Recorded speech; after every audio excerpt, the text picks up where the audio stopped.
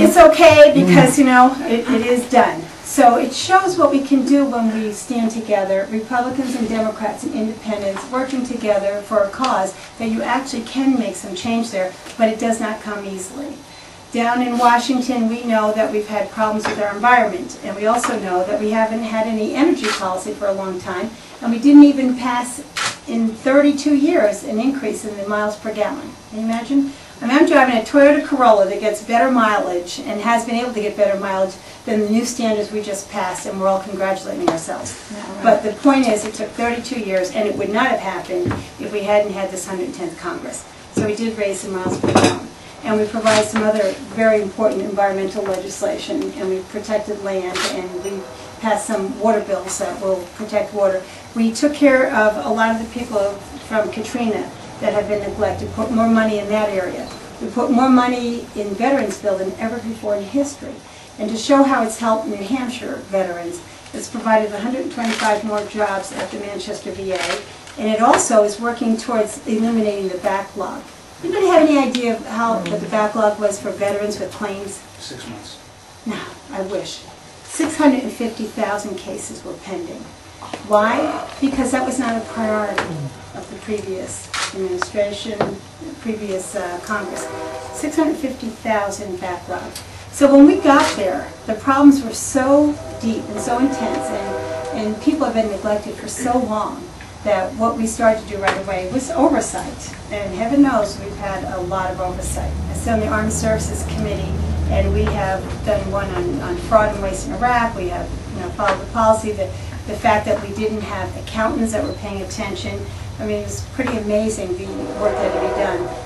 And not just our committee, certainly, but all of the committees, because really, there was a different philosophy down in Washington, and they just weren't holding anybody accountable. That's what 2006 was about, that change. We wanted accountability. We wanted to have the government open up and have us understand what had broken down. And, 2 years later, we understand a whole lot about what's happened. We know that if we stand together, we can continue to make the great changes that we have. And nobody promised anybody that it would all be fixed by 2008. But what we knew was that we would start, and that we would put our finger in the dike to try to slow the Bush administration down, and that we would change the House, and then in 2008 we would change the White House, and we would also change the Senate. And that's where we are now. And so if you look at the changes that have come just from 2006, they're pretty remarkable. But when you realize the potential and the future of this country and how important this election is and what we can do if we work together. And when I say work together, I want to emphasize that I am talking about Republicans working alongside independents and Democrats, because we hold an American agenda. The Democrats hold the agenda for Americans right now, but we need everybody to come on board to make this happen. So, how many people have Republicans in their family? Raise your hand, you know you do. See? Okay. These are people we love. They are. So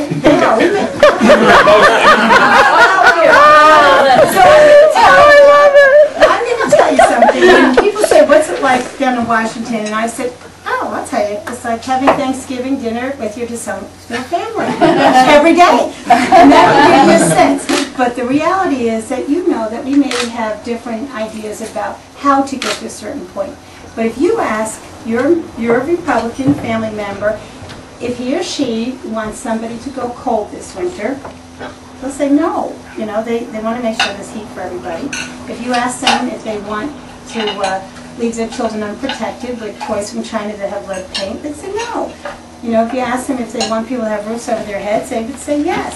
So no one particular party generally holds the best people. But this time, in 2008, it's the Democratic Party that's holding the best interests of the American people. We are holding and carrying the American agenda. And that's the message that we have to bring to our neighbors and our co-workers and our friends, and yes, our Republican family members. So, and I'm having great success with my family, and I hope you are with yours as well. Talking about how critical these issues are and why this time we need them to vote, not by their party, but by their self-interest, their neighbors' interest, their community's interest, their state's interest, their national interest, And yes, the world interests. You know, the world is holding its breath right now, waiting to see what direction we're going to go in.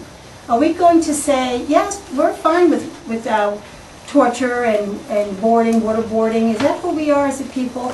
Or are we the people that we all remember us being, a people that really held the highest standard for the world?